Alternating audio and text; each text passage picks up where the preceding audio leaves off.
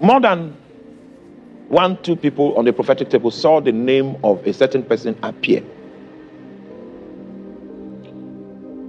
That person will be the president of this country. And I had no doubt in my heart that it was true. Are you there? So people went and told the person. I was not among the people. They went and told the person. And the person did nothing about it.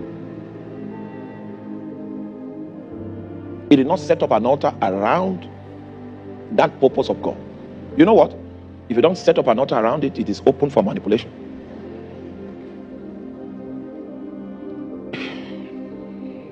I don't want to go into details because it's a sensitive matter. We cry today in Nigeria because that person did not.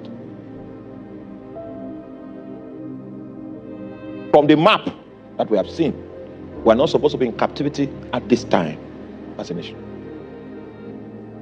But nothing was done. No altar was set up to drive that political agenda.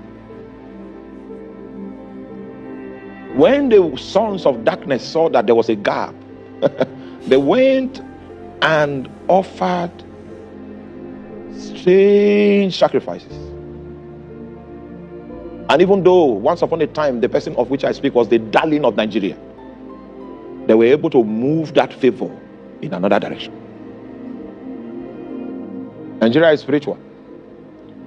And the purposes of God that lock in the nation can only be realized by spiritual people. We weep today because a man refused to rise. The fact that it's captured in the purpose of God does not mean that our partnership in terms of priesthood is not required for the purpose of God to come to pass. Listen to me. God's purposes must come to pass. It is only God's men that can change. Now I know that purpose will yet come to pass, but it will no longer be through that man. If you know that you are dispensable, are you there? That purposes can still come to pass without you. If you know that you are dispensable, then you'll become very intentional about your altar. Your altar is a sign that you are ready to fulfill destiny. If a 24-hour prayer watch for 6 months was set up, it doesn't matter which deity and which siren was sacrificed to.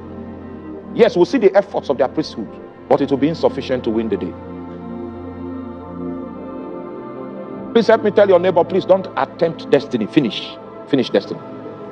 Paul did not say that I attempted my calling. He did not say that I tried. He said, I finished my course.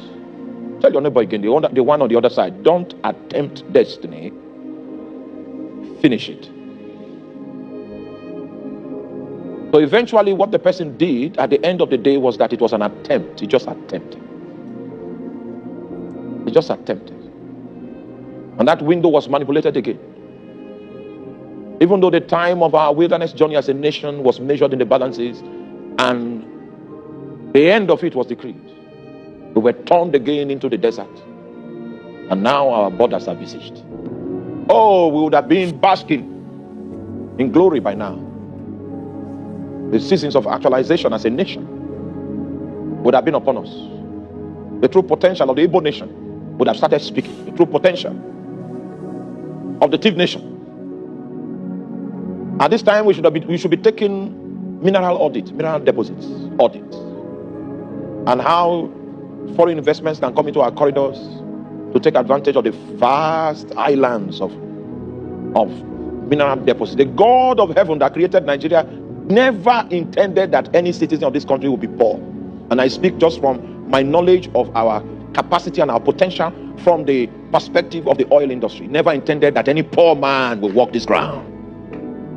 But when you bring altars and the conclave of witches are the determinant factors, then princes will walk on foot and servants will ride on horseback. Can we say no to the abomination in the spirit?